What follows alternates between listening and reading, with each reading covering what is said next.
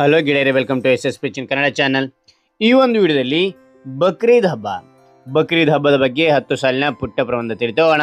ಈ ಒಂದು ಪ್ರಬಂಧ ಅಂತಕ್ಕಂಥದ್ದು ವಿವರಣೆ ಅಂತಕ್ಕಂಥ ಇಷ್ಟ ಆಯ್ತು, ಇಷ್ಟ ಹೋದ್ರೆ ಒಂದು ಲೈಕ್ ಅನೇಕ ವಿಡಿಯೋ ತಿಳಿದು ಪ್ರೋತ್ಸಾಹ ಮತ್ತು ತುಂಬ ಸಿಗುತ್ತೆ. ಇನ್ನೊಬ್ರು ಶೇರ್ ಮಾಡಿ, ಇನ್ನೊಬ್ರು ಚಾನಲ್ ಸಾಧ್ಯ ಇಂಥ ಅನೇಕ ವಿಡಿಯೋ ಚಾನಲ್ನ ಸಬ್ಸ್ಕ್ರೈಬ್ ಆಗಿ.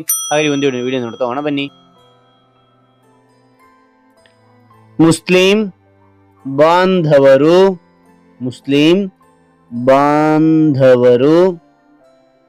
ತ್ಯಾಗದ ಸಂಕೇತವಾಗಿ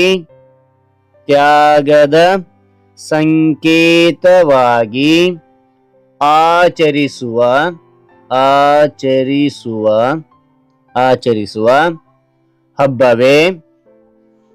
ಹಬ್ಬವೇ ಈ ಬಕ್ರೀದ್.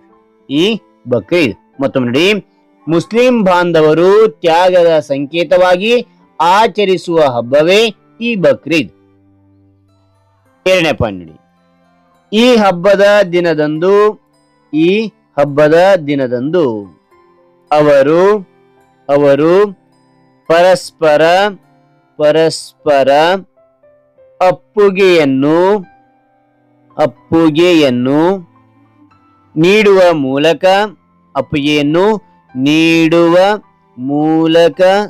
ನೀಡುವ ಮೂಲಕ ಹಬ್ಬದ ಶುಭಾಶಯ ಕೋರುತ್ತಾರೆ.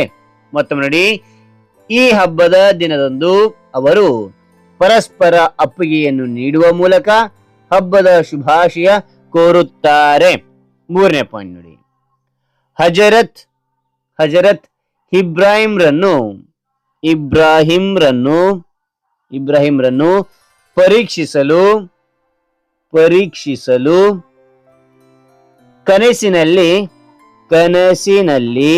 ಕನಸಿನಲ್ಲಿ 10 ವರ್ಷದ ಮಗನನ್ನು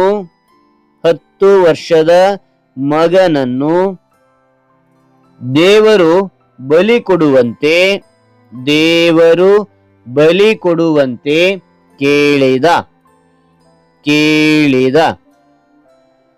ತಕ್ಷಣ ಬಲಿ ಕೊಡಲು ನಿರ್ಧರಿಸಿದರು. ಆಗ ಅಲ್ಲಾಹ್ ಪ್ರತ್ಯಕ್ಷಗೊಂಡು ಮೇಕೆಯನ್ನು ಬಲಿ ಕೊಡಲು ಸಲಹೆ ನೀಡಿದರು ಎನ್ನಲಾಗುತ್ತದೆ. ಮತ್ತೊಮ್ಮೆ ನೋಡಿ, ಹಜರತ್ ಇಬ್ರಾಹಿಂರನ್ನು ಪರೀಕ್ಷಿಸಲು ಕನಸಿನಲ್ಲಿ 10 ವರ್ಷದ ಮಗನನ್ನು ದೇವರು ಬಲಿ ಕೊಡುವಂತೆ ಕೇಳಿದ. ತಕ್ಷಣ ಬಲಿ ಕೊಡಲು ನಿರ್ಧರಿಸಿದರು.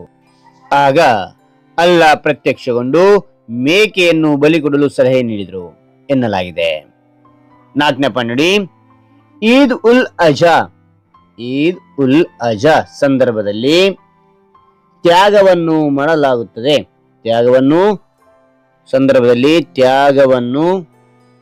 ಮಾಡಲಾಗುತ್ತದೆ. ಆದ್ದರಿಂದ ಈ ಹಬ್ಬವನ್ನು ಬಕ್ರೀದ್ ಎಂದು ಕರೆಯುತ್ತಾರೆ. ಮತ್ತೊಮ್ಮೆ ನೋಡಿ, ಈದ್ ಉಲ್ ಅಜಾ ಸಂದರ್ಭದಲ್ಲಿ ತ್ಯಾಗವನ್ನು ಮಾಡಲಾಗುತ್ತದೆ. ಆದ್ದರಿಂದ ಈ ಹಬ್ಬವನ್ನು ಬಕ್ರೀದ್ ಎಂದು ಕರೆಯುತ್ತಾರೆ. ಓಕೆ. ಆ ನಂತರ 5ನೇ ಪಾಯಿಂಟ್ ನೋಡಿ, ಸಾವಿರಾರು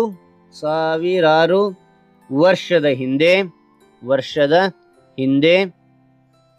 ಪ್ರವಾದಿ ಇಬ್ರಾಹಿಂ ಅವರು ಮಾಡಿದ ತ್ಯಾಗ ಬಲಿದಾನದ ಸ್ಮರಣೆಗಾಗಿ ಈ ಹಬ್ಬವನ್ನು ಆಚರಿಸಲಾಗುತ್ತಿದೆ.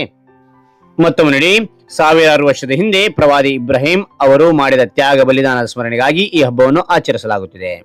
ಓಕೆ. ಹಾಗೆ ಒಂದು ವಿವರಣೆ ಇಷ್ಟ ಆಯ್ತು, ಲೈಕ್ ಮಾಡಿ, ಶೇರ್ ಮಾಡಿ, ಸಬ್ಸ್ಕ್ರೈಬ್ ಆಗೋದು ಮರಿಬೇಡಿ. Thank you for watching.